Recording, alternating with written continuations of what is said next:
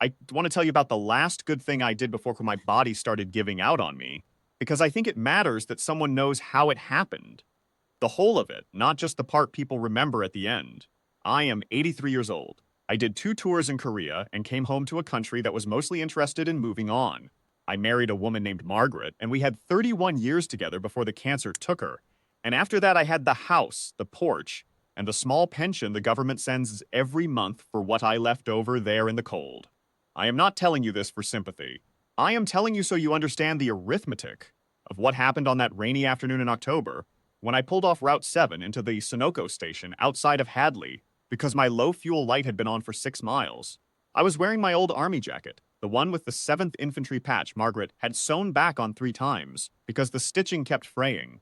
My pension had come in 2 days before, and I had already paid the gas bill and the water bill and bought the groceries I'd need for the month. What was left fit in my shirt pocket. It was not much. It was exactly enough, and not a dollar more. That's when I saw him. He was sitting on the concrete curb beside a big Harley, rain coming down in a steady gray sheet, and he was the size of a barn door. Leather vest covered in patches, arms like oak limbs, a beard that had been growing since before I could guess. He had his helmet on the ground, beside him, and his hands on his knees, and he was looking at the asphalt the way a man looks at it, when he is out of options and too proud to say so out loud. I pulled up to the pump and filled my tank, and I watched him the whole time. He didn't ask for anything, didn't look up. The station attendant, a young kid named Daryl, I knew him from Sundays at the diner, had already come out once and gone back in. I understood the situation without needing it explained. I finished pumping. I walked over. I said, "You need fuel?" He looked up at me. His eyes were dark brown and tired, and there was something behind them that reminded me of men I'd known in the service. Men who had been in hard places and carried it quietly afterward. He said, "I'm all right." I said, "Son, it's raining and your tank is empty. I'm not asking if you're all right. I'm asking if you need fuel." He was quiet for a moment. Then he said, "I left my wallet at the motel. I've got nothing on me." I walked back to the pump and swiped my card again and filled his tank. Then I walked into the station and I told Daryl to put together whatever hot food he had. There was a case of pre-made sandwiches and 2 cups of coffee, and I paid for that too. I brought it out and set it on the seat of his bike without ceremony, because I didn't want ceremony. I wanted him to eat. He stood up. He was half a foot taller than me, and probably 100 pounds heavier, and he looked at me like I had said something in a language he was still translating. He said, "I can't let you do this." I said, "You're not letting me. I already did it." He reached in the inside pocket of his vest, and I thought he was looking for something to write a number on. And I said, "Don't. I don't need it back. You do the same." I didn't know if that was true. I believed it. I climbed back in my truck and I drove home. I did not think about it much after that.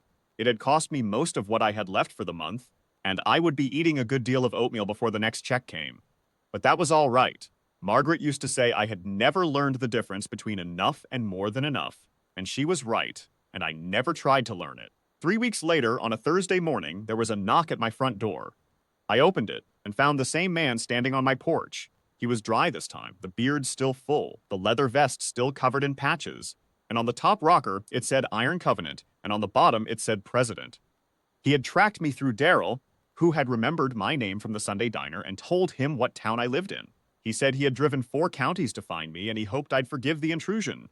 I told him there was coffee. We sat on the porch for 2 hours. His name on the vest said Garrett, though I never called him anything but that. Just the one word, the way you do with men you respect. He asked me about Korea, and I told him some of it, not all of it. Some of it I've never told anyone, and he listened the way men listen when they've been in their own hard places and understand that a story isn't always asking for a response. He told me a little about the club, about what the brotherhood meant to the men in it, about loyalty as a practice thing rather than a feeling. Before he left, he asked me one question. He said, "Is there anything you need? Anything at all?" I thought about it honestly, the way you do when someone means it. I said, "I've got a doctor's appointment next week I've been putting off. There's something in my chest that hasn't been right since August. I suppose I need to go find out what it is." He nodded. He shook my hand. He left. I went to the doctor the following Tuesday. What was in my chest was what I had suspected since August, and the oncologist at the VA hospital was kind and direct about it, which I appreciated. He said months, and when I pressed him, he said not many. I called my daughter in Cincinnati and told her, and she cried, and I told her not to, because I had lived long enough to see everything I loved, and that was more than most men get.